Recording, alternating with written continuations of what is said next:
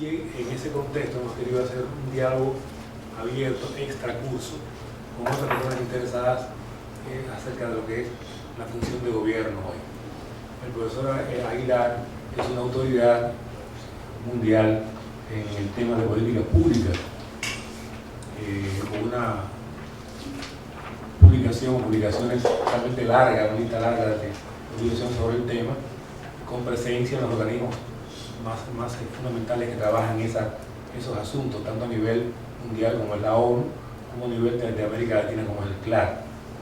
El profesor es filósofo, doctor en filosofía y experto en filosofía política. Y ha trabajado estos temas de manera histórica en América Latina. Él es ahora profesor investigador de la Universidad de Guadalajara de México y nos ha hecho el favor de estar acá en este tiempo. Mañana parten hacia México, pero nos ha parecido bueno que pudiera compartir sus experiencias acá en el país. Está dando el curso en las tardes, acá los dos, en la tarde aquí en el Global, y el curso ha sido muy interesante, muy sugerente para los participantes. De manera que aprovechemos esta ocasión para conversar con el profesor Aguilar sobre su experiencia y su visión acerca de las exigencias y demandas del quehacer gubernamental hoy en el mundo y en América Latina en particular. Muchas gracias por estar acá y le paso a hablar al profesor Aguilar. Muchas gracias, señor rector, por la invitación. Le agradezco mucho su presencia. Cuando me preparé esta conversación, consideré adecuado en una primera parte resumir lo que ha sido el curso que he impartido estas tardes y en una segunda parte ser más práctico de las afirmaciones conceptuales que voy a hacer al comienzo. El punto de partida, que espero ustedes lo compartan, es que la cuestión de la capacidad directiva y de la eficacia directiva de los gobiernos se ha vuelto hoy una cuestión central, está en el centro de la preocupación de los ciudadanos y también está en el centro de todos los estudios sobre gobierno, la administración pública, política pública, finanzas públicas, etc. Ustedes pueden intuir que en muchos países y en importantes sectores sociales de esos países ha crecido la desconfianza y hasta el escepticismo sobre las capacidades del gobierno para responder los problemas públicos más crónicos y urgentes o para crear las condiciones de que nuestros países se eleven a situaciones de superior calidad de convivencia. Hay en muchos países un tono sombrío, ¿no? Y dudas muy profundas sobre si los gobiernos están gobernando. ¿Sí? Esto se ha vuelto algo común. Si ustedes tuvieran ocasión de conversar con ciudadanos de los países mediterráneos de la Unión Europea, por ejemplo hoy, la crítica a la democracia no por su legitimidad, por sus valores humanistas y políticos, pero sí a la democracia por su pobre rendimiento social que los tiene con estos 6 millones de desempleados o inflaciones terribles o endeudamientos por arriba del 80-90% del PIB nacional. Entonces es algo muy serio. Y normalmente, si queremos plantearlo en tonos dramáticos, es de que sin duda la democracia ha ganado en el terreno de los valores políticos y humanistas, pero hasta este momento la democracia parece no haber ganado en el terreno del rendimiento social, de la utilidad social, de los provechos sociales. Entonces, esta cuestión se ha vuelto central, la cuestión del proceso de gobernar. Otra manera de decirlo es que cada vez es menos importante y angustiante la cuestión sobre el gobernante. Parece que la democratización y la restauración progresiva del Estado de Derecho ha hecho que el gobernante haya dejado de ser problema, puesto que ocupa legalmente su cargo y normalmente actúa conforme al cuerpo legal, a la legislación vigente, o es tremendamente costoso incumplir leyes u ocupar ilegalmente el cargo. Entonces parece ser que el gobernante no es el problema, sino el problema es hoy el proceso de gobernar de un gobernante legítimo. De hecho, en la jerga mundial angla se dice que estamos pasando de un debate from government to governance, ¿no? del gobierno al proceso de gobernar. Esto, repito, es una manera de decir, el gobernante ahora legítimo y legal no parece ser el corazón del problema. El corazón del problema es que cualquiera que sea el gobernante, más liberal o más social, está entrampado en problemas de conducción, coordinación, dirección de sus sociedades. ¿Y esto a qué se debe? Pues creo que hay un consenso también mundial que se debe por un lado a la democratización y por otro lado a la globalización. La democratización ha propiciado que los ciudadanos sean políticamente independientes, tengan voz, participen y hacen cada vez más difícil que el gobernante pueda decidir por sí mismo el rumbo de su país o decidir por sí mismo las acciones e instrumentos a utilizar para realizar los objetivos o futuros preferidos de una sociedad. Pero la globalización también, ¿no? Las grandes corporaciones financieras, productivas, comerciales, se han vuelto los principales decisores de las actividades económicas en el mundo y condicionan el crecimiento, el empleo, el ingreso, el bienestar de los países. Entonces, democratización y globalización, por razones diversas, han reducido lo que se llama la autonomía decisoria del gobierno. Antes de la democratización y antes de la globalización, nuestros gobernantes tenían una amplia autonomía decisoria. Podían alinear a toda su sociedad, a capital, trabajo, a campesinos, a clases medias. Ellos eran los protagonistas en decidir el proyecto nacional y también en decidir el trayecto nacional. En fin, eran hombres fuertes, como dijimos, políticamente robustos y podían decidir prácticamente, sobre todo con gran libertad. Y podían controlar rebeldes, insubordinados o críticos, ¿no? Hoy, en cambio, esto ha cambiado mucho, tanto por el lado de la pluralidad e independencia política que ha despertado la democratización, como por el lado, repito, de la globalización de la economía. Y hemos llegado a este punto, que los gobiernos ya no pueden por sí mismos, por ellos mismos, con sus ideas, con sus recursos, con sus activos. O sea, que los gobiernos ya no pueden por ellos mismos, por sí mismos, definir el sentido de dirección de una sociedad y tanto menos realizar ese sentido de dirección, sino que deben consultar, deben dialogar, deben discutir, negociar, pactar, consensuar, como organizaciones políticas, como organizaciones ciudadanas, como organizaciones sociales, con corporaciones económicas, los objetivos sociales preferidos de un país y las maneras de realizar. Esto es la situación nueva, expresada, si se quiere, un poco dramáticamente, es que el gobierno cada vez más depende de organizaciones que están fuera del gobierno y de organizaciones que están fuera de la nación para poder definir y realizar los grandes objetivos que una sociedad aspira. Y ahí pueden ustedes dramatizar el asunto, que esta dependencia creciente del gobierno de la sociedad económica y civil pues está poniendo preguntas sobre la soberanía o sobre el poder supremo, ¿no?, del gobierno, que cada vez es más dependiente que independiente. Pero en el fondo, como decíamos en el curso de ayer, de lo que se habla es de una interdependencia. El arreglo social contemporáneo es que todos dependemos los unos de los otros. No hay ninguna instancia en la sociedad, desde antes, pero particularmente en el siglo XXI, que pueda ser autosuficiente, autónoma y que requiere y depende de los recursos de los demás, como los otros dependen de los recursos de los demás. Bueno, este problema preocupante, angustiante, descorazonador, repito, me toca tratar a veces con gente muy pesimista, ¿no?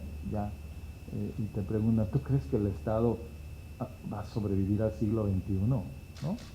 Te lo dicen ¿crees que el Estado o el gobierno es todavía la agencia de dirección de una sociedad?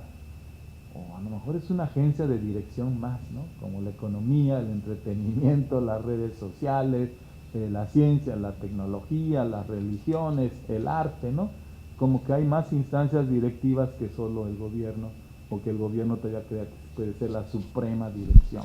Esto depende también del humor social, ¿no? Y de las experiencias sociales que uno puede tener, pero sí hay preocupaciones sobre el futuro del gobierno, sobre su capacidad, ¿no?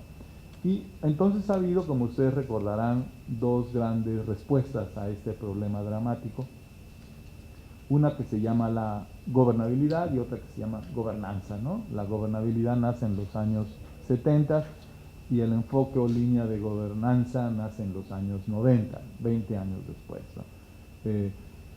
Y la línea de gobernabilidad significa la probabilidad de que un gobierno gobierne, ¿no? Como ingobernabilidad significa la probabilidad de que un gobierno no gobierne o desgobierne, ¿no? Entonces, la gobernabilidad dijo, sí, hay problemas muy serios que el gobierno está perdiendo capacidad y eficacia directiva, pero eso no es un problema fatal, puede ser resuelto. ¿Y cómo puede ser resuelto? Si damos al gobierno, otorgamos al gobierno las capacidades de las que carece, ¿no? Capacidades institucionales, capacidades fiscales, capacidades administrativas, capacidades coactivas, capacidades políticas, ¿no? Morales, ¿no? Entonces, el trabajo de la línea de gobernabilidad es para que no vayamos a entrar en problemas y en crisis de gobernabilidad, de colapso de una sociedad, dotemos al gobierno con las capacidades que requiere, de las que carece. Y acá hay un supuesto que sí subrayaría, que el gobierno capaz es suficiente. Si el gobierno está dotado con todas las capacidades de las que necesita, es suficiente para dirigir a su sociedad y llevarla a lugares de valía. En cambio, gobernanza es otra línea, es otro enfoque. Dice, claro que requerimos gobiernos capaces, musculosos, dotados, equipados, ¿no? Pero el asunto es que lo que realmente importa no es un gobierno capaz, sino un gobierno que gobierne de otro modo. Lo que importa es otro proceso de gobernar, otro estilo, otro arte, otro modo de gobernar, más que un gobierno dotado con todas las capacidades requeridas. Y ellos insisten mucho en esto porque parten de una premisa con evidencia a su favor, aunque pueda también ser cuestionada en algunos casos, que el gobierno capaz es insuficiente, ¿no? Que el gobierno en este momento con capacidades financieras, sus capacidades financieras son insuficientes, con capacidades institucionales y coactivas, estas son importantes pero son insuficientes, con capacidades administrativas de eficacia, eficiencia, competencia son insuficientes. Entonces, como que gobernanza está muy metida en la idea de que el problema hoy es la insuficiencia del gobierno, que requerimos un gobierno capaz, competente, eficiente, pero no basta.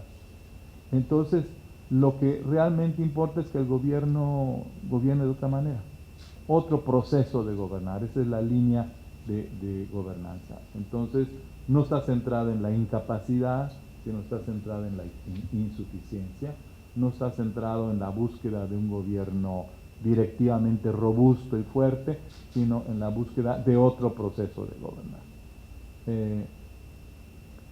¿Y qué es famosa gobernanza? Gobernanza, como conversamos en estas tardes, es simplemente la actividad, la acción, el proceso de dirección, conducción, gobernación de una sociedad. Eso es gobernanza, ¿no? Yo ayer decía a los participantes en el curso que en español la desinencia ansa o acción es para sustantivar, ¿no?, los verbos activos y los efectos de los verbos activos, ¿no? Gobernar, pues dices gobernanza, ¿no? Gerenciar, dices gerencia o gestión. Mudarse, dices mudanza, así, ¿no? Entonces no nos confundamos. Gobernanza es simplemente la actividad, acción o el proceso de gobernar, conducir, coordinar, dirigir a una sociedad.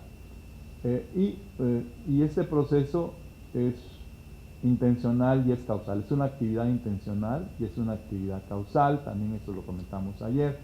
Es una actividad intencional porque dirigir es definir el rumbo, ¿no? Definir el sentido de dirección, definir los objetivos y las metas que se quieren lograr.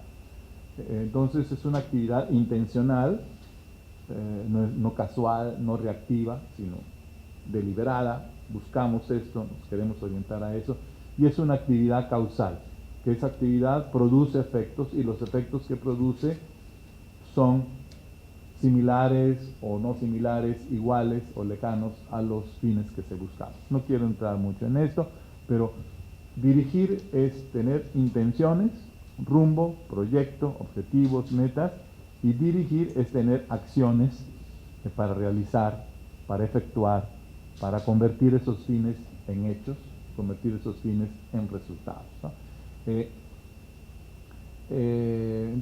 Pero el proceso de gobernar no es a la libre, ¿no? Anecdótico, sin restricciones, sin referencias, sino que el proceso de dirigir está estructurado, ¿sí? La gobernanza es proceso y es estructura, o si ustedes quieren decir, es un proceso estructurado, y ese proceso está estructurado por instituciones, porque las instituciones son las que definen, ¿no? Lo permitido, lo prohibido, lo que uno desea o lo que uno repudia, y finalmente por un sistema de valores en una sociedad, ¿no? Está estructurado pues por un sistema de valores que se plasma en instituciones, y esas son las que definen lo que una sociedad quiere ser, pero también está estructurado por el conocimiento. Porque es el conocimiento, la ciencia, la tecnología, las prácticas que han acreditado eficacia.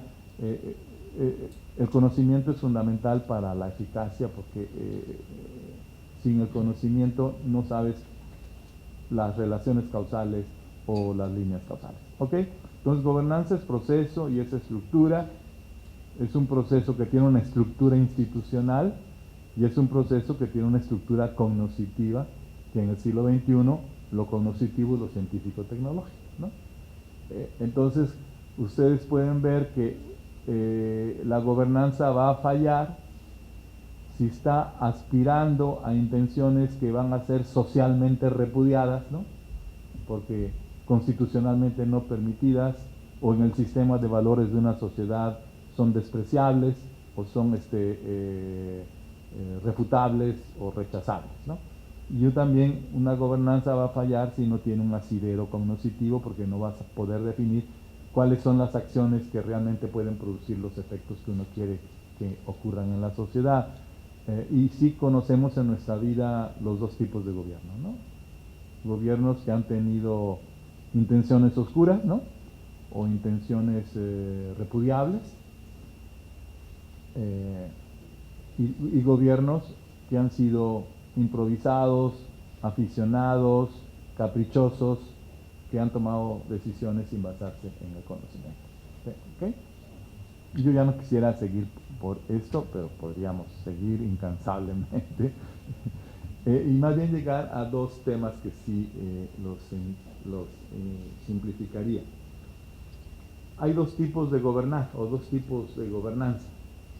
Una que se llama la gobernanza jerárquica, la gobernanza vertical, o la gobernanza por gobierno o por el gobierno, y que hoy se le llama vieja gobernanza o viejo gobernar. Y otro tipo de gobernanza que es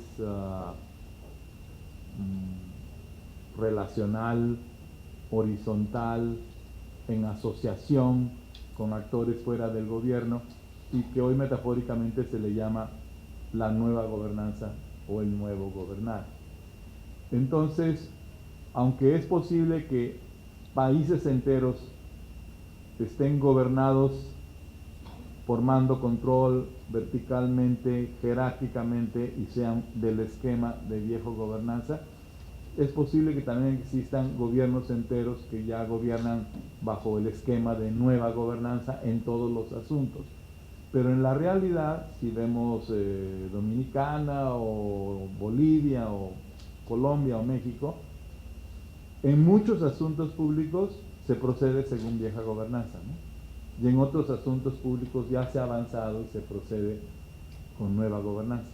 O sea, hay muchos asuntos públicos donde todavía el gobierno es el protagonista, es el director, es el dirigente, es el que manda, es el que controla, y todo el mundo está subordinado, todo el mundo sigue sus instrucciones, sus ordenanzas, se alinea, y es muy costoso no alinearse. Pero hay otros campos de acción y otros asuntos públicos donde ya se está procediendo de otra manera, donde el gobierno está gobernando en asociación con organizaciones ciudadanas, en red con organismos privados, en consorcio con organizaciones populares, vecinales, locales, comunitarias. Entonces ustedes en su descripción o análisis de lo que ocurre en el gobernar de un país, como que sí tienen que distinguir entre gobiernos verticales, jerárquicos, burocráticos, de mando y control, y gobiernos relacionales en el sentido que establecen relaciones, ¿no?, horizontales, más paritarios, más asociados, que gobiernan en red con otros, ¿no? ¿Cuándo ocurre esto? ¿Cuándo hay nueva gobernanza y cuándo hay vieja gobernanza? La hipótesis de trabajo que encuentra evidencias empíricas es que vas a estar en nueva gobernanza cuando el gobierno es más influyente, más determinante en la definición de las intenciones, del rumbo, del proyecto, del sentido, y en la definición de las acciones e instrumentos para realizar. Y que la sociedad, por muchas razones, porque desinformada, apática, incomunicada, conflictiva, como ustedes quieran decir, no es capaz de poder definir rumbo y definir los medios, ni el proyecto ni el trayecto. Pero hay nueva gobernanza cuando la sociedad está informada, es participativa, tiene una idea en qué consiste el problema, cuáles son las causas del problema, tiene propuestas de cómo resolverlo, cuenta con recursos cognitivos, financieros, organizativos, morales para resolverlo, ¿no? Y en estos casos el gobierno ya trabaja en diálogo, trabaja en conjunción, en asociación. ¿Qué les diría? Que cada vez más vemos en nuestros países zonas viejas y zonas nuevas, y puede ser que estén creciendo las zonas nuevas del nuevo modo, proceso o arte de gobernar. Aquí sí, permítame que les dé una definición larga de nueva gobernanza. Se denomina nueva gobernanza o gobernanza moderna al proceso en el que la definición y la decisión del sentido de dirección de la sociedad, la definición y decisión de las actividades para realizar los objetivos, resolver problemas, enfrentar desafíos, crear futuros, la definición y la decisión de las formas de organizarse, de las actividades de llevar a cabo y el modo como se van a distribuir los costos y beneficios de llevar adelante esos futuros. Bueno, que esa definición y decisión ya no es ni puede ser obra exclusiva del gobierno. Este es el salto.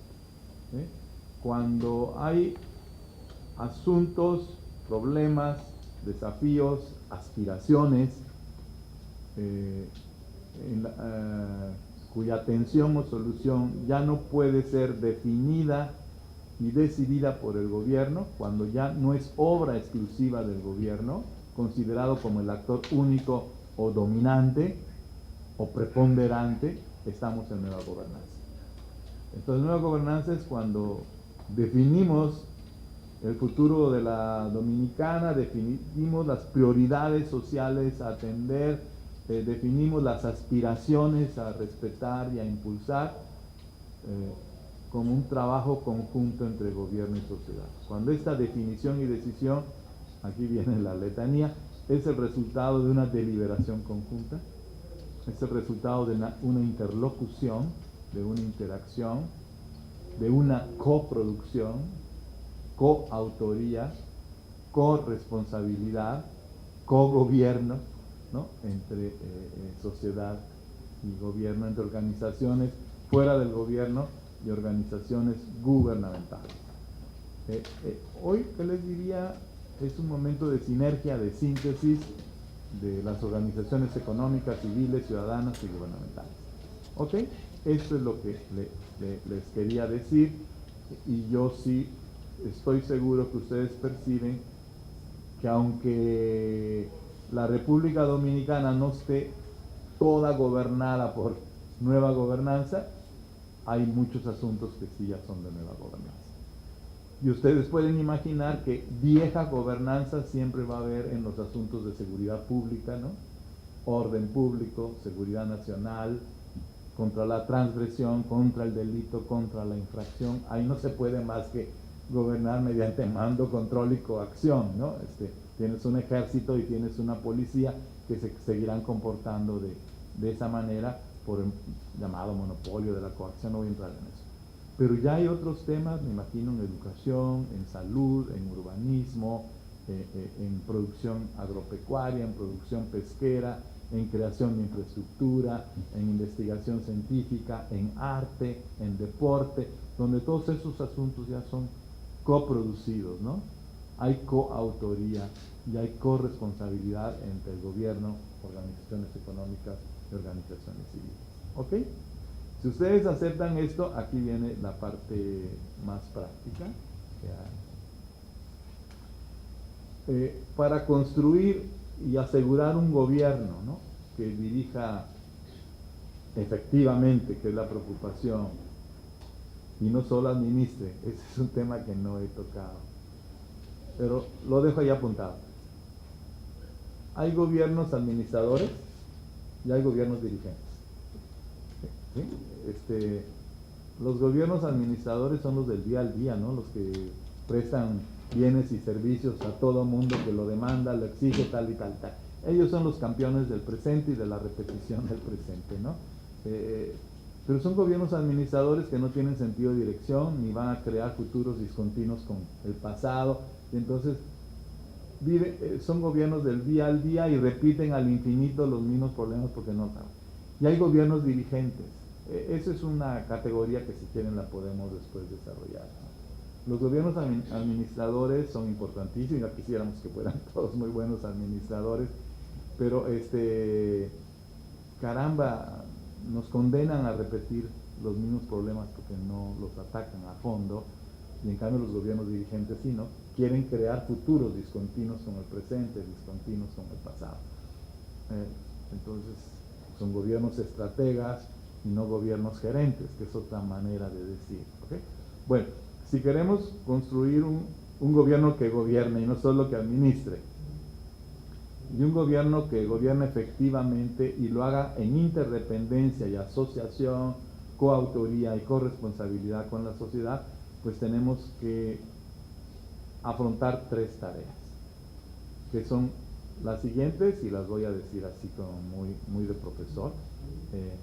La primera es crear, desarrollar y consolidar la capacidad directiva propia del gobierno. La primera tarea es que el gobierno cree, si no la tiene, desarrolle, si la tiene, y consolide, si la tiene, su capacidad directiva propia. Si no puede haber gobernanza o proceso de gobernar si el gobierno no tiene capacidad directiva. Entonces tiene que crearla, desarrollarla, consolidarla, potenciarla. Es la primera tarea. La segunda, no va a estar gobernando en asociación y en coautoría y en corresponsabilidad con las asociaciones económicas y civiles de una sociedad si estas no tienen capacidad, ¿no? Entonces tienes que crear, desarrollar y consolidar las capacidades de la sociedad económica y civil, ¿no? Entonces tienes que crear, desarrollar, consolidar las capacidades del gobierno, pero también las capacidades de la sociedad económica y civil. Y la tercera es crear, desarrollar y consolidar las condiciones que posibilitan las formas de asociación público-privada o las formas de asociación gubernamental social. Son 3 tareas, y por eso decía que era la segunda parte como más práctica, dentro de lo práctico posible, es que crear capacidad gubernamental, desarrollar capacidad gubernamental, crear y desarrollar capacidad social de la sociedad económica y civil, y crear las condiciones para sumar las capacidades gubernamentales, sociales y civiles, sinergizarlas, asociarlas, etc. Y ahí ustedes, pues si quieren, entramos a la primera, se lo pueden imaginar. Crear y desarrollar capacidad del gobierno, pues tienes que hacer reformas institucionales de muchísimo tipo. Ustedes han llegado hasta hacer una constitución nueva, ¿no? En 2011, ¿no? 2010. Entonces, reformas institucionales que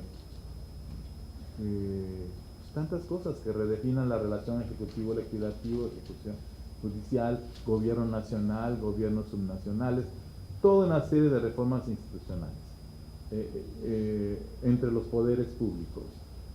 Reformas institucionales para asegurar y potenciar las relaciones intergubernamentales, de coordinación, de concurrencia, de corresponsabilidad entre, en el caso de México, entre el gobierno federal, los gobiernos estatales y los gobiernos municipales. Esto es muy importante porque hay una disociación entre los varios órdenes o niveles de gobierno en un país. No concurren, no se coordinan y no se corresponsabilizan. Otro, reformas institucionales que te aseguren un sistema de justicia, ¿no?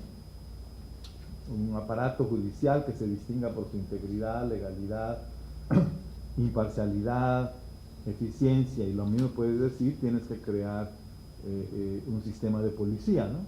Que se distinga por su capacidad, integridad, legalidad, imparcialidad, eficiencia. Dentro de las reformas institucionales, aunque eso lo vamos después a tocar también, tienes que crear instituciones permanentes y vinculantes de participación ciudadana. ¿Sí? Hay mucha participación, o no hay participación ciudadana, o es caótica o discontinua, o sí hay participación ciudadana, pero sus resultados no son vinculantes para el gobierno. ¿Sí?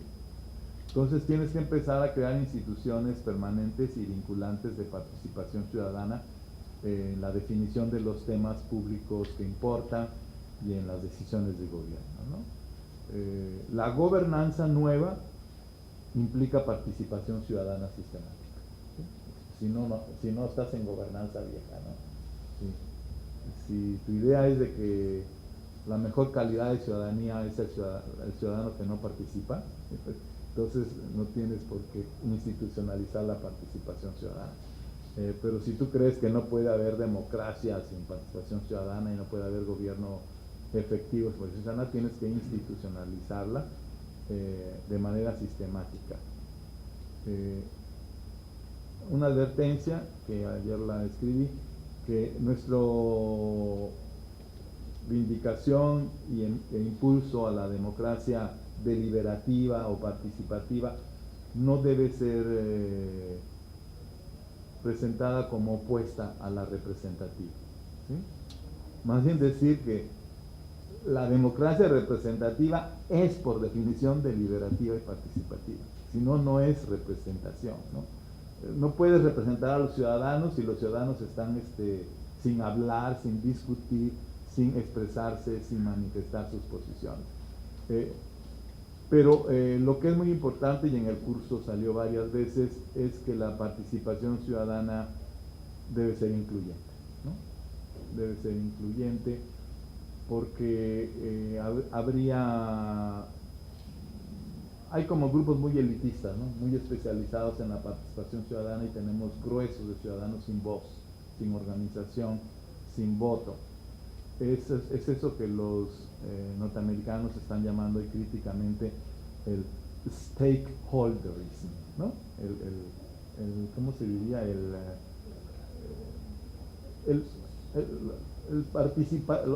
Los interesados que están siempre interesados en un asunto, ¿no? Bueno, no, hay que facilitar institucionalmente la participación de los ciudadanos sin voz, ¿sí? Creando oportunidades y desarrollando prácticas que permitan conocer sus demandas, sus expectativas, las percepciones de los ciudadanos discriminados o excluidos, que faciliten la integración de sus diagnósticos, de sus propuestas a las políticas públicas y a los servicios públicos, ¿no? Pero hay otro paso más atrevido, pero que está creciendo en muchos países: asegurar que en los principales campos de política pública y administración pública, como crecimiento económico, desarrollo y seguridad social, sustentabilidad ambiental, los organismos sociales tengan una participación institucionalizada y vinculante en los órganos de gobierno. Eso está creciendo mucho en muchos países. Juntas de gobierno, consejos directivos, consejos consultivos.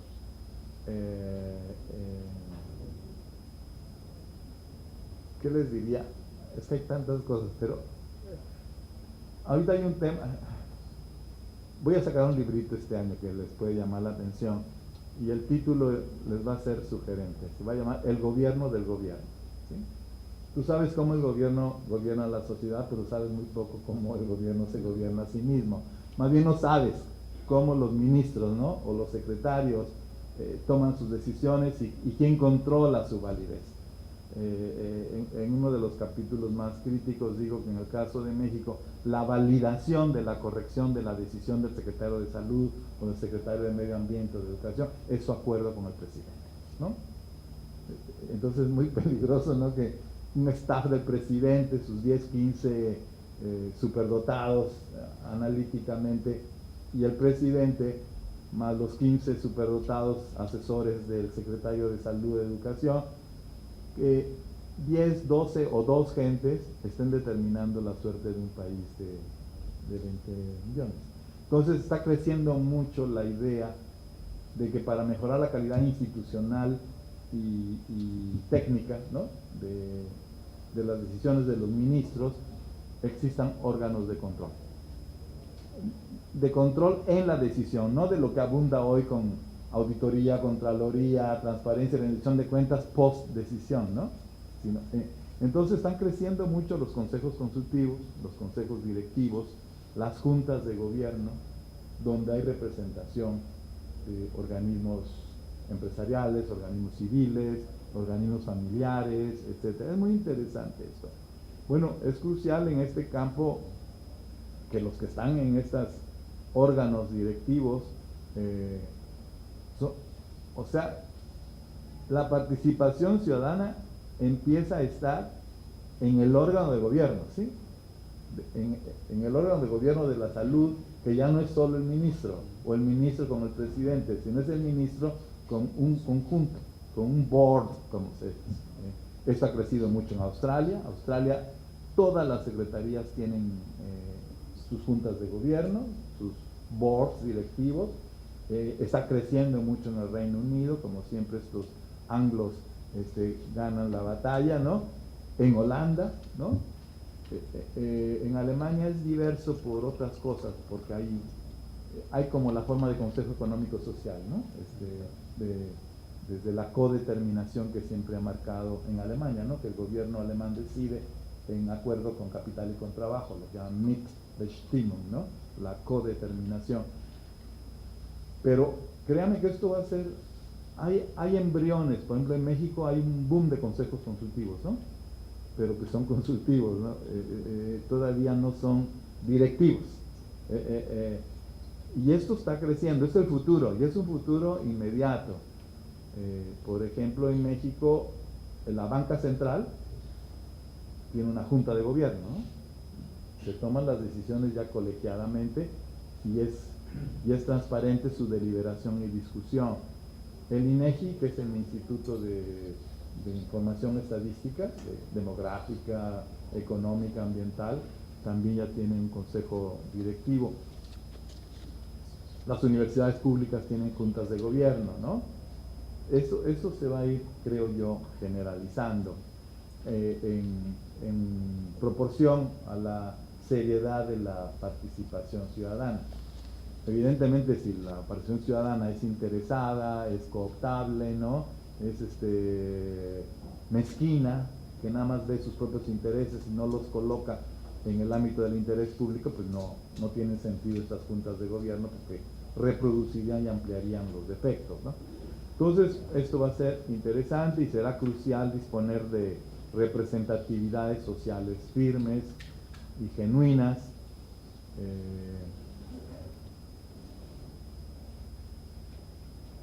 que tengan una reputación social, ¿no? Una confiabilidad social, nuestros representantes, que estén fuera de toda sospecha. Bueno, hay que hacer reformas fiscales, reformas administrativas, ya. Pero entremos al segundo campo. Ese era el que dijimos, el gobierno que está creando, desarrollando y consolidando su capacidad directiva. Él tiene que hacer muchas cosas, en lo fiscal, en lo administrativo, en lo institucional y en la participación ciudadana. Pero veamos el crear, desarrollar y potenciar capacidad social, la capacidad de la sociedad económica y civil, porque no puede haber gobernanza a menos que existan capacidades en la sociedad y que los portadores de esas capacidades estén dispuestos a poner en común, a contribuir con sus recursos.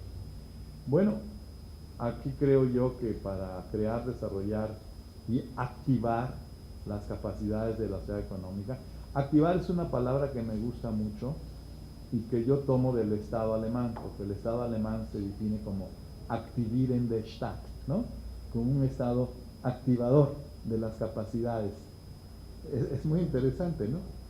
Activador de las capacidades que están fuera de él y activador de sus capacidades propias, que están burocráticamente dormidas o regulatoriamente impedidas u obstaculizadas, o tú no puedes activar las capacidades empresariales porque tienes reglamentaciones y regulaciones pesadas, ¿no? que obstruyen inversiones, que obstruyen innovación, o en las organizaciones vecinales o familiares. De nuevo, hay capacidad, hay que activarlas, ¿no? Entonces, la primera cosa para crear capacidad y desarrollarla, pues es que hagas reformas institucionales y administrativas muy fuertes, muy radicales en los servicios de salud y de educación pública, ¿no? Porque salud y educación es ahí donde se desarrollan, ¿no?, las capacidades físicas, informativas, cognitivas de personas, familias, grupos, vecindarios, etcétera, ¿no? Y es ahí donde se crea el capital humano, ¿no?, el capital intelectual y el capital social, de modo que las personas pueden decidir sobre sus vidas y pueden realizar sus proyectos de vida. Aquí sí, pues, la centralidad, ¿no?, de educación y de salud, con todo lo que ustedes ya saben que hay que hacer. Esto es crucial para la creación de capacidad. Pero después tienen que existir programas permanentes de creación de oportunidades para todos los ciudadanos en los asuntos fundamentales de sus vidas personales, familiares y sociales. Tienes que crear oportunidades permanentes y en todos los campos cruciales de la vida personal, familiar y social, a fin de que ellos adquieran y desarrollan capacidades físicas, informativas, cognitivas, productivas, organizacionales, laborales, ¿no? Esto es muy importante, creo que ya está en el oído de todos los estados sociales latinoamericanos. Programas de creación de capacidad, ¿sí?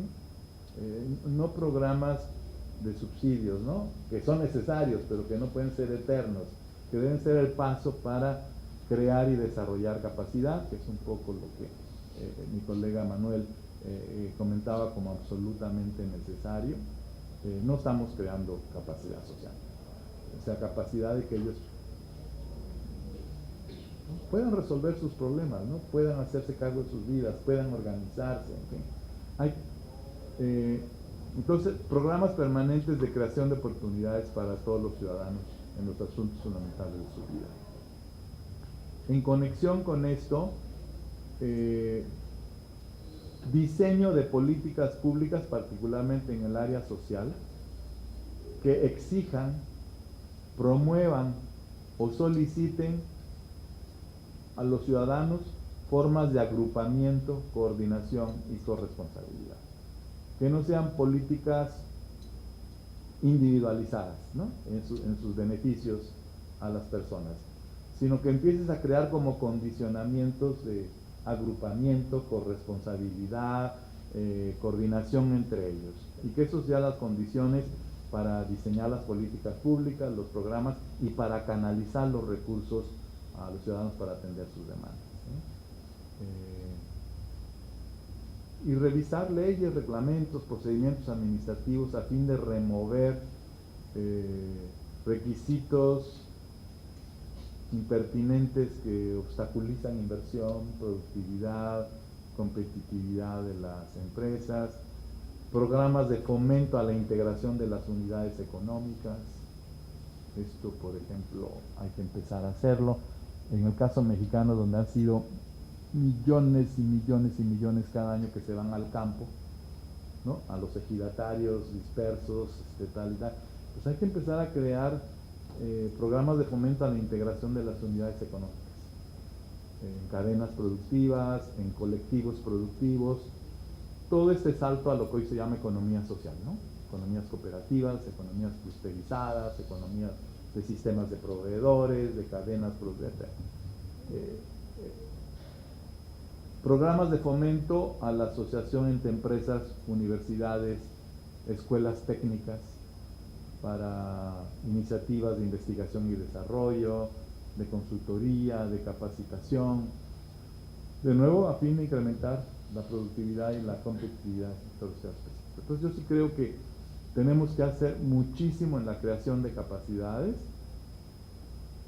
y en la creación de economía social, de colectivos productivos, de agrupamientos, de clusterización, como se dice hoy también. Y después el último punto, y ahí ya cierro, la tarea de crear, desarrollar y consolidar las condiciones de asociación público-privada o de asociación gubernamental social. Pues la primera es institucionalizar mediante leyes, reglas y prácticas la existencia de las asociaciones público-privadas. Institucionalizar la existencia de redes de asuntos públicos, de redes de política pública, de redes de prestación de servicios públicos, en los que los actores de la sociedad económica y civil, junto con los actores gubernamentales responsables de determinados campos, pues dialogan y conciertan entre ellos sobre los problemas públicos a atender, los proyectos públicos a emprender, y los compromisos y corresponsabilidades en la realización. Creo que ese es un paso. Por ejemplo, en México ya se dio un paso en el 2011 y enero de 2012, creándose la Ley General de Asociaciones Público-Privadas, ¿no? Entonces, ya en ciertos campos el gobierno puede gobernar por sí mismo o puede gobernar asociadamente. Entonces ya es legal, la ley permite las asociaciones o te obliga a asociaciones en determinados campos. Institucionalizar la participación, como dijimos antes, la consulta, la deliberación, la decisión, la ejecución, la fiscalización, la evaluación, ¿no?, de los actores económicos, sociales, ciudadanos en la formulación de las políticas públicas, en la prestación de los servicios públicos, en la presupuestación pública, donde Brasil y otros han avanzado en el tema del presupuesto participativo, en el control de gestión, en la fiscalización del gasto. Esto hay que institucionalizar la participación. Ya no puede ser algo opcional, ¿no?, que si el gobierno quiere o no lo quiere. En méritos de ciudadanía, en una definición fuerte de ciudadanía, el gobierno no puede más que incluir su voz, su participación, su acción y su corresponsabilidad. Y lo que dije antes, pues exigir en política social, exigir o solicitar formas de agrupamiento, de coordinación, de corresponsabilidad de los ciudadanos en los asuntos de interés vecinal, interés local, interés comunitario, como requisito para el otorgamiento de fondos o de recursos. Eso es para mí muy bueno. El otro punto, que a lo mejor deberíamos haberlo puesto en la creación de capacidad, es fomentar y apoyar iniciativas de formación y desarrollo de capital social entre personas, familias, grupos y sectores. Esto hay que hacerlo junto con fomentar, exigir y apoyar las iniciativas de responsabilidad social del empresariado, ¿no? Es algo que está creciendo mucho, ¿sí? E institucionalizar las formas de asociación público-privada en proyectos de inversión en infraestructura, en investigación y desarrollo, en fondos para el desarrollo de capital intelectual, becas, programas, cátedras universitarias, en equipamiento urbano, escolar, médico. Es un campo inagotado, ¿no?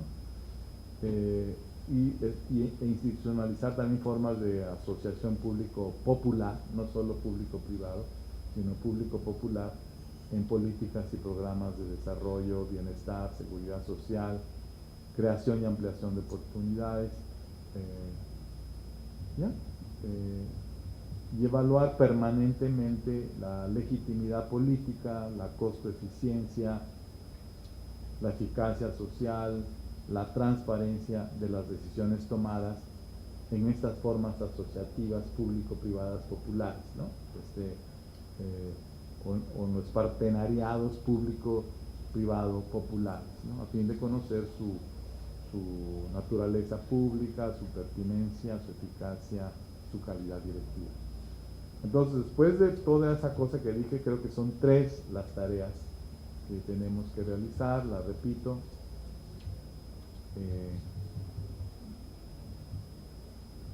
crear, desarrollar y consolidar la capacidad del gobierno, hacerlo realmente capaz, competente, robusto. Crear, desarrollar y activar las capacidades de la sociedad económica y civil. Y crear, desarrollar y consolidar las condiciones que posibilitan estas formas de asociación público-privado popular. Creo que eso ya es como la chamba, ¿no? En políticas, programas, servicios, organización de la administración. Dije chamba, que es mexicano, quiere decir la tarea, el trabajo, entonces por si sonó cacofónico, así es.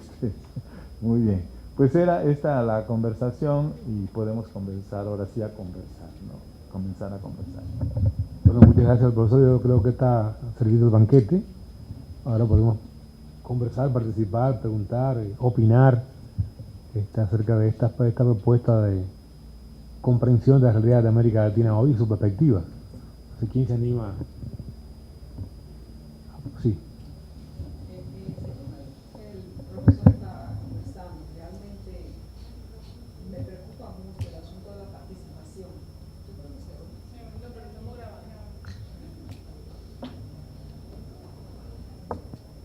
Pues sí, porque por ejemplo aquí en la República Dominicana vemos que queremos ser participativos, todo el mundo quiere opinar aunque no sepa del tema.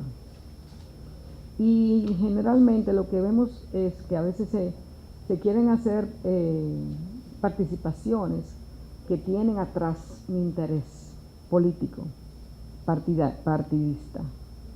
Entonces, eso a veces es odioso para el mismo presidente de la República, porque realmente lo que se ve de afuera es como que una imposición de que se hagan las cosas.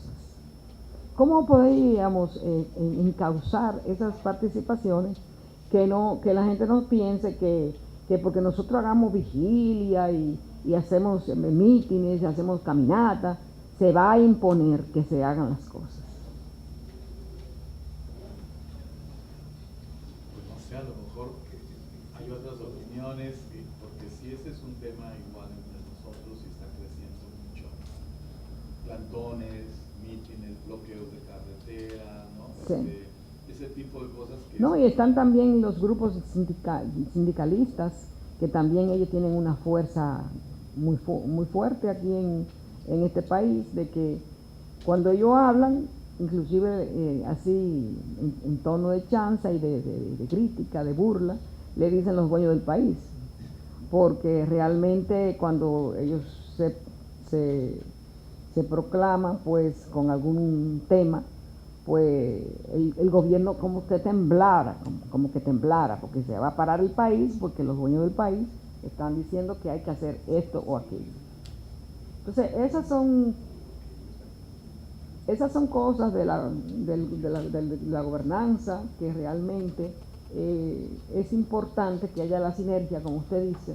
El trabajo en equipo sale más nítido, pero que a veces hay personas que piensan que yo decido solo y yo hago mi trabajo y nadie tiene que preguntarme.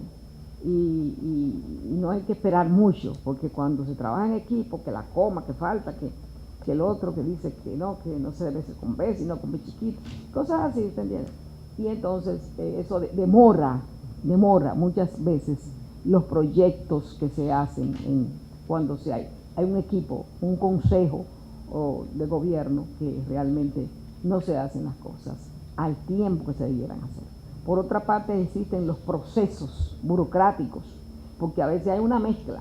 Queremos ser participativos, pero también están los procesos burocráticos de las instituciones o del mismo gobierno y eso, que también entorpecen el desarrollo y que las cosas salgan como deben salir. Damos un turno a Nicolás Guevara, aquí dos turnos más, así como no. 1, 2, 3 y 4. Sí, buenos días. Los felicito por el planteamiento, me parece muy acogedor y me identifico esencialmente con lo que ha planteado. Solo quiero decir que en este horizonte que usted, de la complejidad que supone esta gobernanza, más o menos como en red, hay dos elementos que sí son como trabas y que nos va a llevar mucho tiempo en América Latina como poder confrontarla. Por un lado, la tradición política de confrontación y de distanciamiento entre gobierno local, gobierno central. Allí en esta relación es mucho todavía lo que tenemos que por delante, y habrá que hacer ensayos de un tipo de relacionamiento aún con actores que no son de la propia fuerza política. Justamente ahí está el desafío de cómo avanzar para el desarrollo en esos territorios. Y el segundo elemento, que tiene que ver también quizás con lo que decía la compañera, es como ese componente de la cultura política que pasa por la dirigencia y por la fuerza política de resistencia a este avance en términos de participación, de nuevos relacionamientos en la gestión.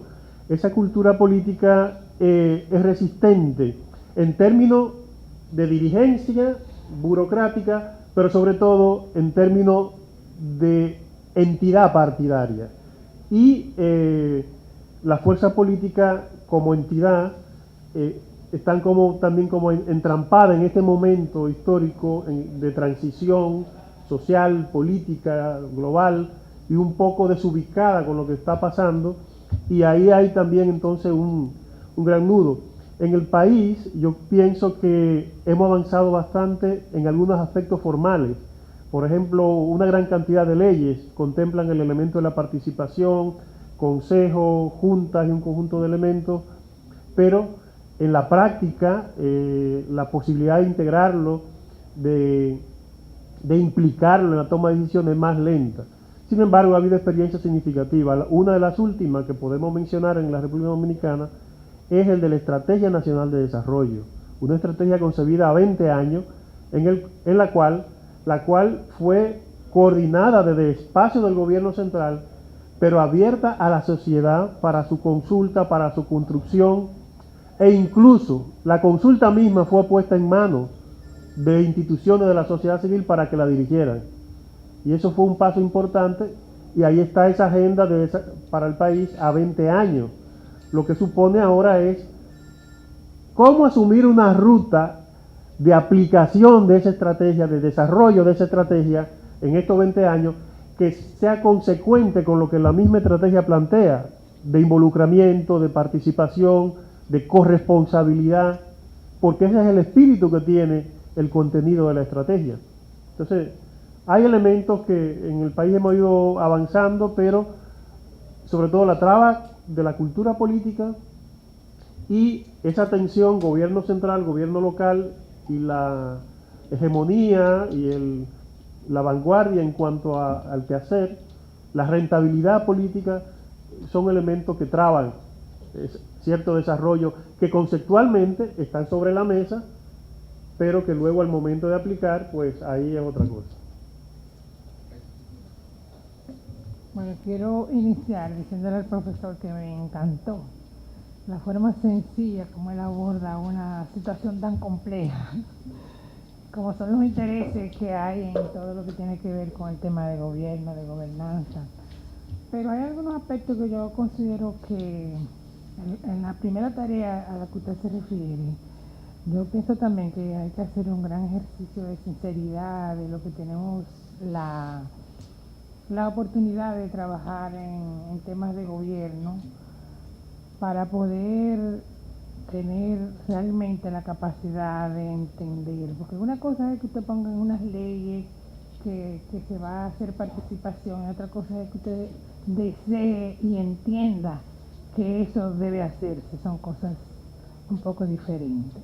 Muchas veces lo hacemos porque vemos que ya prácticamente la sociedad te lo está solicitando, pero en el fondo no queremos soltarnos nuestra vieja forma de hacer las cosas, y eso es como una lucha que se maneja. Creo que nosotros en el país pues hemos podido lograr quizá una mezcla.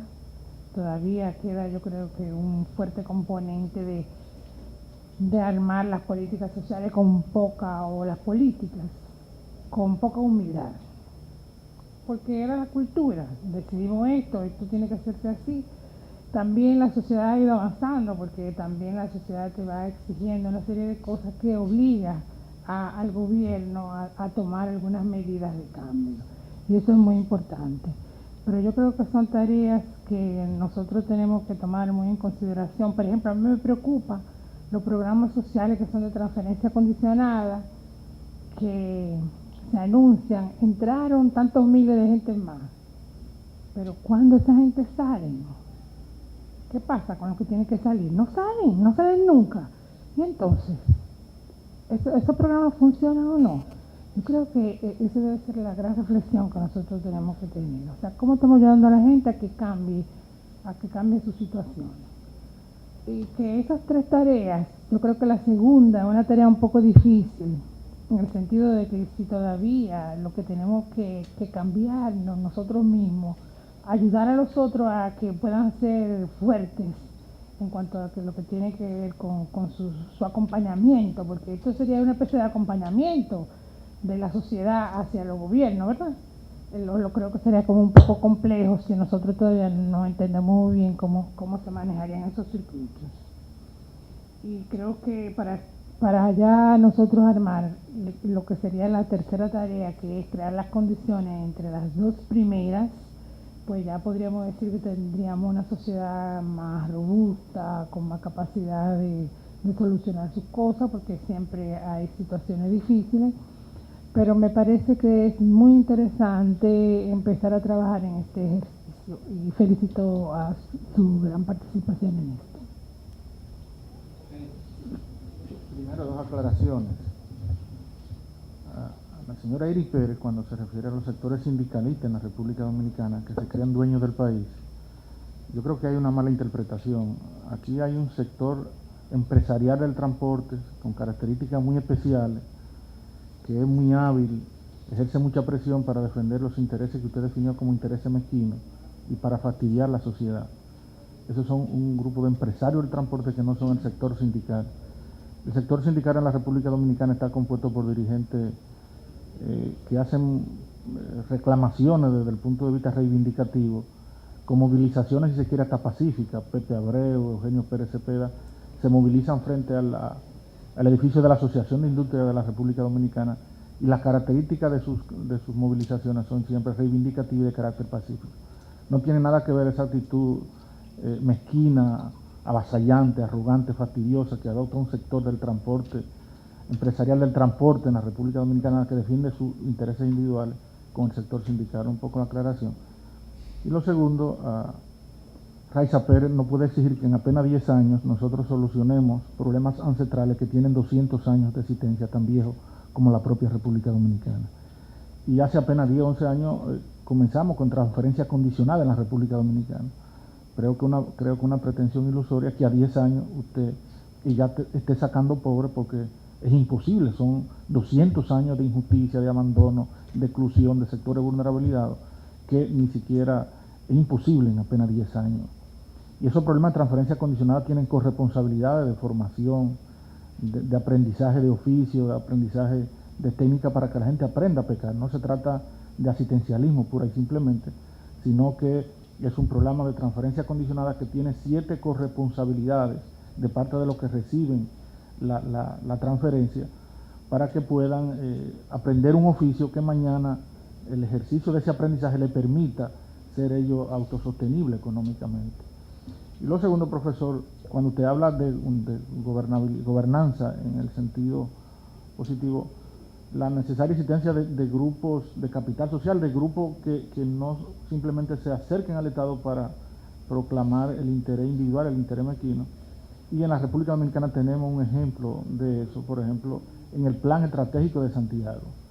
Santiago es la segunda ciudad en importancia del país, una sociedad que se ha caracterizado por ser un elevado capital social, y el plan de desarrollo hace propuestas de cómo ellos viabilizan el desarrollo de Santiago a largo plazo, y se reúnen con las autoridades correspondientes para ver cómo pueden juntos motorizar esas iniciativas tendentes a desarrollar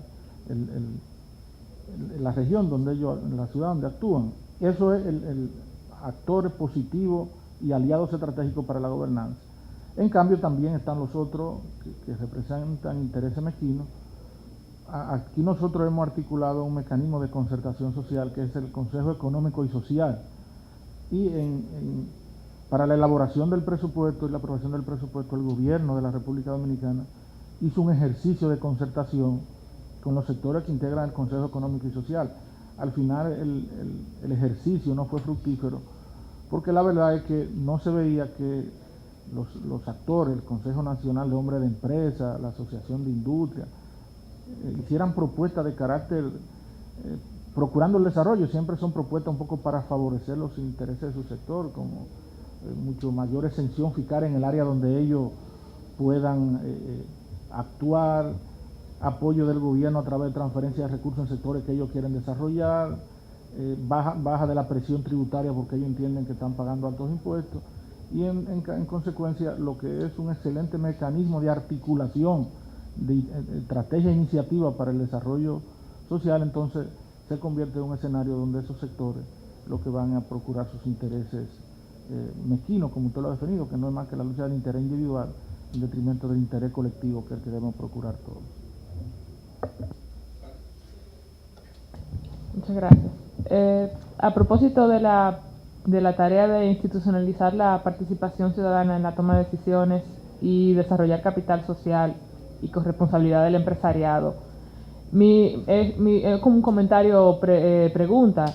En sociedades tan desiguales como la nuestra, y me imagino que muchas, la mayoría en América Latina, a la hora de construir esa gobernanza moderna de la que usted habla, profesor, ¿cómo afrontar esos retos que supone tener una gran mayoría de ciudadanos que no tienen voz, que no están organizados, que a veces ni siquiera manejan los conceptos más mínimos de esa participación, ni hay mecanismo de acceso en el marco de los procesos de reforma que se están llevando a cabo? Por ejemplo, en nuestro país, usted bien citó que tenemos una constitución del 2010 y hay una serie de reformas que se tienen que hacer para llevar leyes orgánicas en conjunto con esa nueva constitución.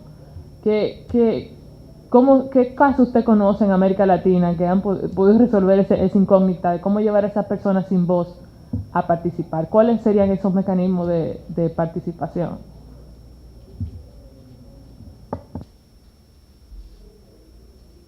¿Alguien más o pedimos al profesor que nos... Opiniones sobre las preguntas, ¿no? ¿Alguien más se anima? Profesor Canto, no sé si quiere.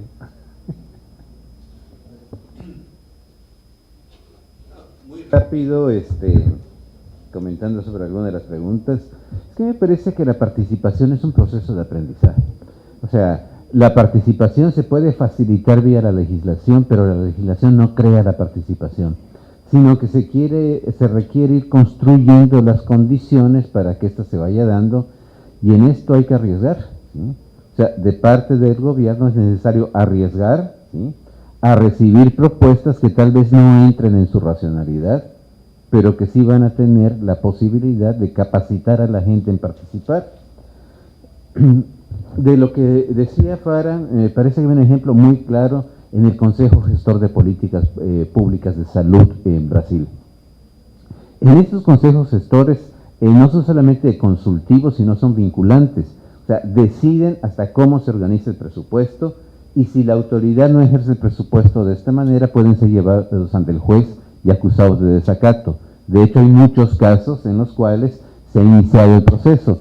No hay mucho registro de cuántos se han condenado a las autoridades, pero por lo menos que se ha iniciado el proceso, sí hay registro.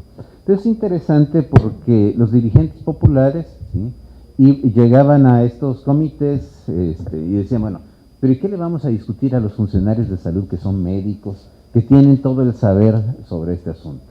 Entonces encontraron que con unos cuantos cursos de capacitación sobre el lenguaje básico, ¿sí?, el mismo proceso de entrar a discutir generaba en ellos las capacidades para poder intervenir en las decisiones. Y por supuesto que las decisiones no era cómo se operaba a la persona, ¿no?, sino las decisiones eran de políticas de salud. Y lo mismo, y sería el otro ejemplo que propondría, ¿sí?, sobre un proceso, esto de la cuestión de los sindicatos y todo, ¿no? En México hay un movimiento bastante amplio que es de organizaciones sindicales, campesinas y civiles. En este movimiento, en 2007 hizo una movilización muy grande, ¿sí? Acababa de llegar un nuevo presidente de la República, y entonces se demandaba el diálogo.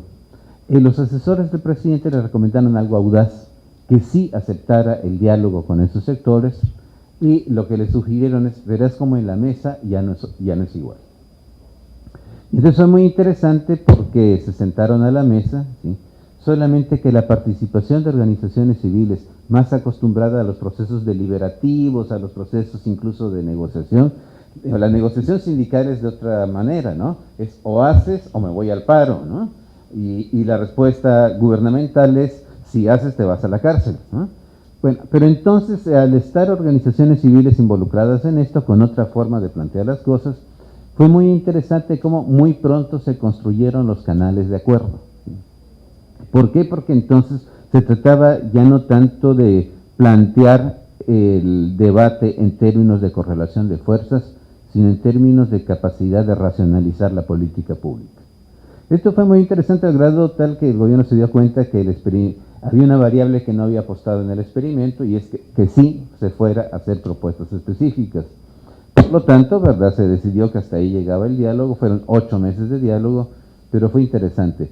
Este aprendizaje le dio 7 años de vida a este movimiento, ¿sí? E incluso empezó a transformarse, porque entonces de ver a las organizaciones civiles como marginales, no aportaban gente a las manifestaciones, empezaron a ubicarse en el centro, porque son quienes tenían la capacidad de la interlocución con el gobierno, de transformar la demanda en propuesta de política. Entonces, simplemente para concluir, un proceso participativo es un proceso de gestación de capacidades que no implica el final del conflicto social, sino que asume el conflicto social como existente, solamente abre canales para procesarlo y debatirlo. Esto es lo que comentaría. ¿Alguien más? Sí. Sobre la participación de y el desarrollo de la capacidad, pero de parte de la sociedad, un aporte. Desde la experiencia que tengo fuera del gobierno con el sector civil, los jóvenes, niños, los adolescentes, cuando se estuvo creando la Estrategia Nacional de Desarrollo, la ley, en el proceso no se incluyó, no se previó cómo darle participación a los jóvenes, que son los que van a llevar el desarrollo de esta ley, porque esta ley se cumple en 20 años. Dentro de 20 años, quienes van a estar dirigiendo el país van a ser los jóvenes, los adolescentes, los que van a tener que llevar todo ese desarrollo, todo ese cambio.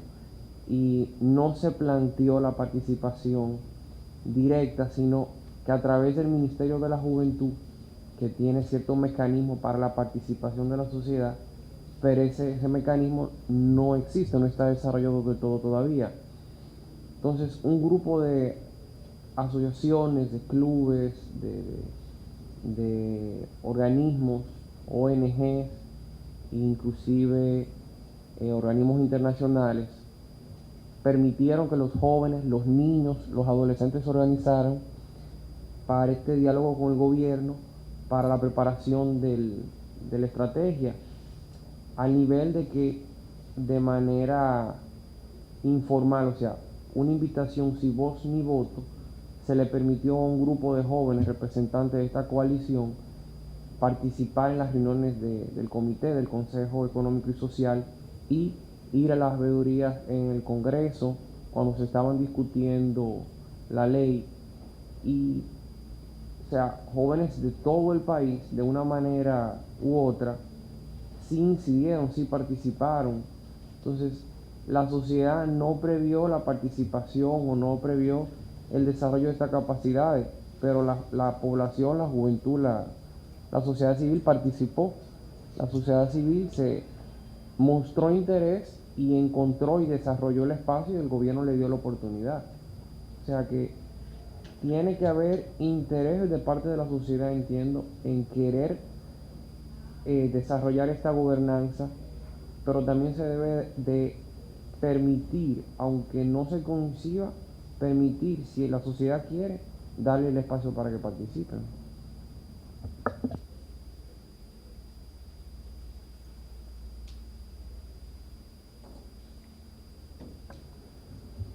Pues simplemente algún comentario muy genérico, regresando a la intervención de que sí es un cambio en la cultura política, ¿no?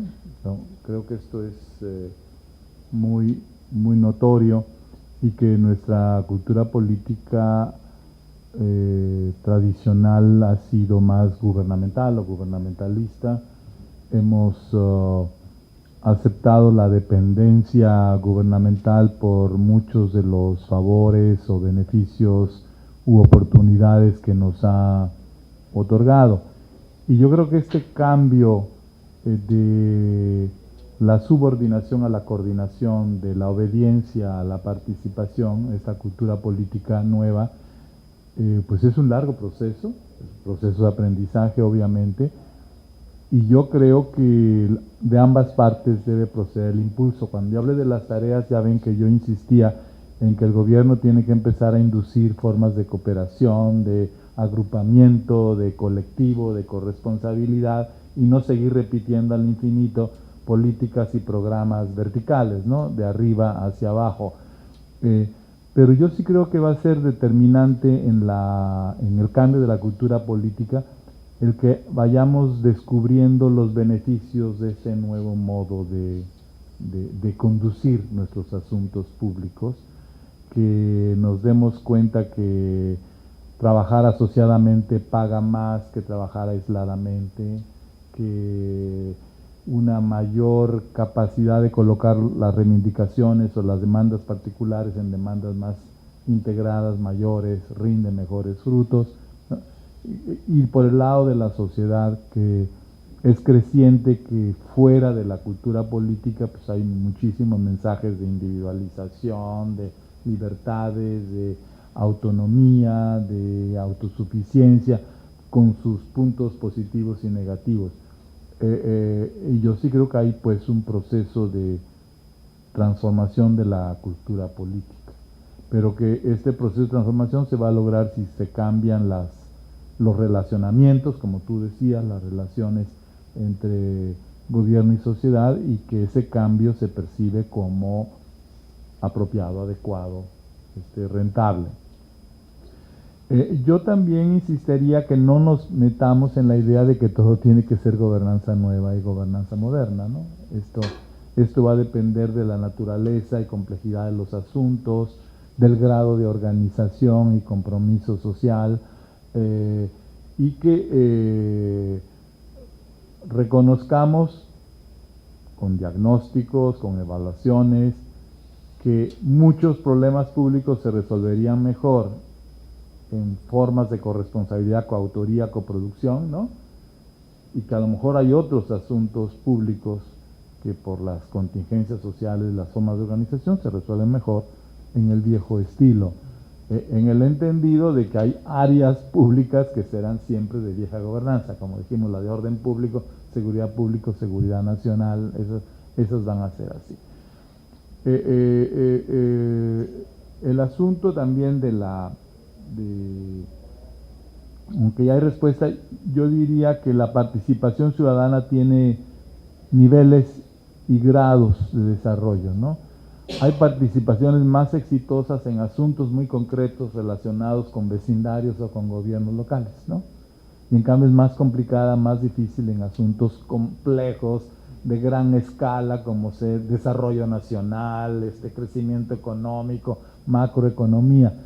Y tenemos, la sociedad misma y el gobierno mismo tienen que ir calibrando en cuáles asuntos la participación ciudadana es más importante, más significativa y más eficaz, y en cuáles es más complicada. Y las estrategias para dar voz y participación a excluidos que frecuentemente están desorganizados, creo que sí deberían ser empezar por asuntos muy concretos, muy acotados, y que podrían estar colocados en los gobiernos locales, ¿no? Creo que hay muchas experiencias de éxito de ciudadanos sin voz involucrados en determinados asuntos muy específicos, productivos, ambientales, cívicos, sociales, que funcionan. Pero sí hay que abrir las instituciones y obligar vía institucionalmente, particularmente a los gobiernos, a la consulta, al diálogo, a la corresponsabilidad con esas voces excluidas provenientes de la desigualdad social. Entonces es lo que yo comentaría. No quisiera transmitir la idea, aunque es mi convicción profunda, de que la nueva gobernanza es una panacea, ¿no?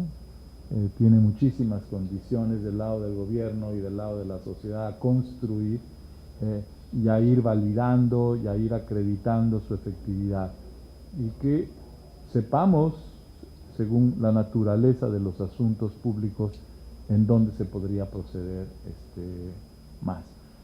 Pero lo que sí es indudable es que participación ciudadana no es un principio optativo, ¿sí? Eso es un principio democrático universal, general, ¿sí? Que las formas de participación ciudadana pueden llegar a lo máximo en la corresponsabilidad, coautoría, coproducción, sí, pero hay otras formas de participación ciudadana no tan intensas y no tan climáticas, ¿no?, como estas, que se deben respetar, porque eso sí, creo que ya todos los gobiernos democráticos latinoamericanos o no están entendiendo de que la participación ciudadana no es algo opcional, pues, ¿no? Es un principio ya de comportamiento político, y eso hay que seguirlo diciendo con mucha fuerza. Ahora, ahí sí hay fallas, como hay fallas de ciudadanía, hay fallas de participación ciudadana, ¿no? Hay utilitarismo, mezquindades, aprovechamientos, oportunismo. Pero en ese proceso de aprendizaje, si la participación ciudadana es más dialogada, es más contrastada con otras posiciones, con otros intereses, con otras visiones, van encontrando sus puntos de equilibrio, van encontrando sus ajustes, ¿no? Y las resultantes sí pueden ser de tipo público y no de tipo particularista. Entre la cultura política tradicional en la que fuimos formados, es de que el mismo gobierno nos indujo a ser particularistas, ¿no? Él era el que tenía, ¿no?, la visión nacional, el interés público, el interés común. Y tú por naturaleza eras oportunista, utilitarista en asuntos muy pequeños. Y casi se creó esa cultura de que nosotros estábamos en el terreno de lo particularista, utilitarista, y él en cambio estaba sentado en el terreno filosófico, ético del interés público, del interés general. Y yo creo que cada vez más hay ciudadanos, realmente ciudadanos, que sí tienen vivo interés y genuinos intereses públicos. Esto no tengo duda. Y es una larga batalla generacional, pero sí se puede acelerar. Yo creo que si se empiezan a desarrollar políticas, programas y servicios de otra manera, sí se generaría capital social más rápido, responsabilidad social del empresariado más rápido, en fin, muchas de estas cosas que hay que hacerlas, ¿no? Y que yo enlisté las 3 tareas que consideraba había que llevar adelante. Un segundo nada más para comentar un poquito de la intervención que hiciste, para indicar una preocupación. Efectivamente, en la consulta para la Estrategia Nacional de Desarrollo, los jóvenes irrumpieron, como tú acabas de indicar. Pero a mí me importa indicar es que para poder hacer esa irrupción hubo una acción hacia los jóvenes que los puso en capacidad para hacer eso. Y justamente en contexto de exclusión social, como decía Fara, no es automática la irrupción, sino que hace falta una acción, como decía el profesor Aguilar, de parte del gobierno y de la sociedad civil hacia los sectores más excluidos, para que estén en capacidad de hacer participación y evitar, una preocupación que tengo desde hace tiempo, evitar que se confunda participar con estar ahí, ¿sí? Entonces hay muchos espacios donde la gente está pero no participa, pero políticamente puede entonces convertirse en una especie como de falacia, ¿no? Y como está acá, entonces ya hemos cumplido con la cuota de participación, pero el punto está en cómo están allí, participan con una voz que es propia, con capacidad de deliberar, de discutir, y por consiguiente de participar de verdad. Eso impone una serie de rigores al gobierno también y a la sociedad civil, de una acción hacia esos sectores para ayudar a su capacitación para poder comprender los problemas que decía el profesor Canto y argumentar desde un punto de vista que sea propio, ¿no? Era solamente eso. Yo creo que hemos tenido una conversación interesante con el profesor Aguilar. No sé si habría aún algún otro punto que se quisiera plantear. Bueno, si no, sí. Quizás poner énfasis en la fragmentación y descoordinación de los niveles de gobierno, ¿sí? Esto sí, hoy de las preocupaciones más serias mundialmente es lo que se está llamando la fragmentación intergubernamental y intragubernamental, ¿no? Esto es cada vez algo más recurrente, ¿no? El gobierno nacional está fragmentado a su interior con diversos programas, secretarías, ministerios, institutos, y el Estado nacional está fragmentado entre diversos gobiernos que no están coordinados, que no son concurrentes, que no son cooperativos y que se mueven en diversas direcciones. Y creo que hay esta idea hoy mundial de cómo reconstruir la unidad estructural del Estado y la unidad operativa de los gobiernos. Son como dos, creo que es algo, las nuevas tendencias en administración pública están muy centradas en la unidad después de las especificaciones y particularizaciones y segmentaciones. En el diseño de políticas públicas cada vez más se habla de diseños integrales, que tú no puedes diseñar una política si no estás tomando en consideración otras, el criterio de transversalidad ambiental o de equidad de género, o de derechos humanos que debe recorrer todas las políticas.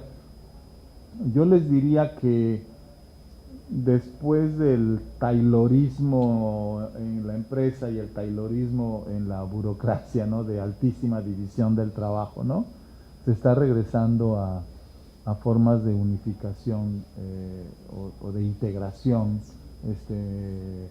y coherencia muy fuertes, porque en el caso de México, muchas de las debilidades en la cuestión de la violencia y de la inseguridad se debió a la incoordinación de los diversos niveles de gobierno, ¿no? Porque después los gobiernos locales o subnacionales eran también dependientes del gobierno central vertical, y eso está cambiando, ¿no? Entonces es otro punto, la interdependencia, la unidad.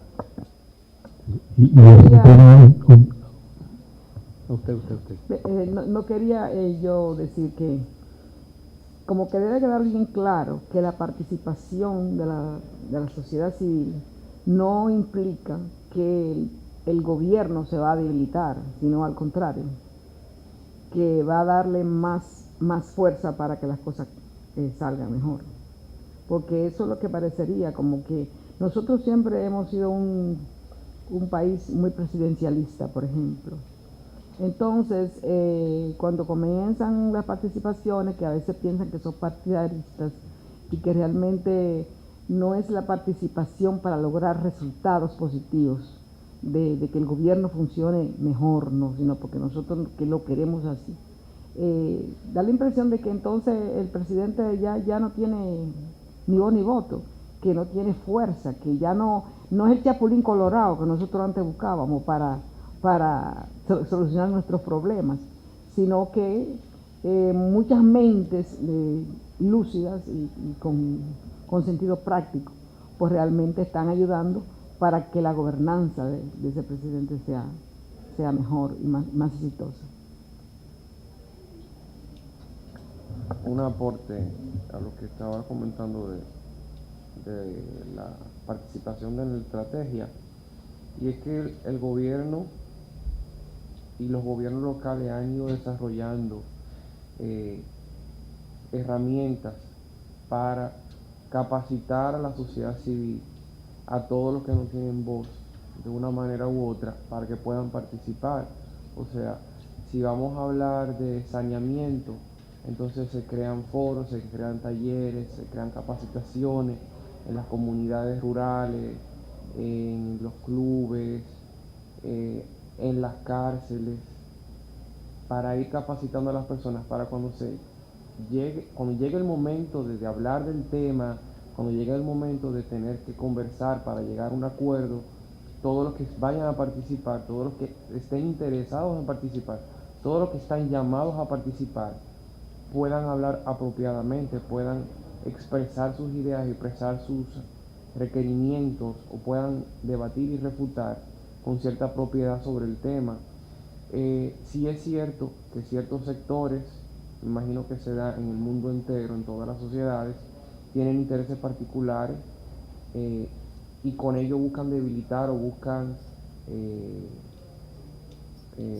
imponer su posición o su punto de vista, sus intereses. Pero algo muy interesante que yo he ido viendo en los últimos 2 años es que la participación activa de la sociedad de manera positiva no sale en un medio de prensa, no se hace eco, pero sí está ahí. Para uno poderla ver, uno tiene que conocer y tiene que estar presente en esas esferas, en esos estamentos, para ir viendo los cambios. Sobre todo la juventud está muy activa participando con el gobierno en prácticamente todo, y ha comenzado a hacer eco de las cosas positivas y no de lo negativo. Ha comenzado a hacer eco de manera proactiva y no de manera degenerativa, buscando debilitar la democracia y la constitucionalidad. Un ejemplo es la UAS, la Universidad Autónoma de acá. Anteriormente, yo estudié en la UAS. Anteriormente, los reclamos sociales que se hacían debilitaban la educación, debilitaban las clases, debilitaban la academia. Actualmente se hacen bastantes reclamos sociales a lo interno y lo externo, con participación de los jóvenes de la UAS, pero no se hace de manera negativa, o sea, no se pierden clases, o sea, de 10 reclamos sociales que se hacen, puede que uno salga a la prensa, se vea la huelga, pero 9 no se ven de manera negativa, no salen, la gente no se entera. Entonces, sí han ido ocurriendo cambios, entiendo que de manera positiva, donde la sociedad y el Estado han ido comenzando a trabajar de la mano, sobre todo con la población joven. Damos las gracias al profesor Aguilar, también al profesor Canto por acompañarnos en esta conversación, y nos vamos a encargar en el global de que esto no sea la última vez que lo tenemos acá participando con nosotros. Y yo creo que el aporte que nos ha hecho es importante para poder seguir avanzando en esta construcción democrática en República Dominicana. El global va a seguir en este tipo de acción, va a seguir trabajando en estas propuestas formativas para ayudar a consolidar la democracia como camino político en República Dominicana. Muchas gracias y buenos días.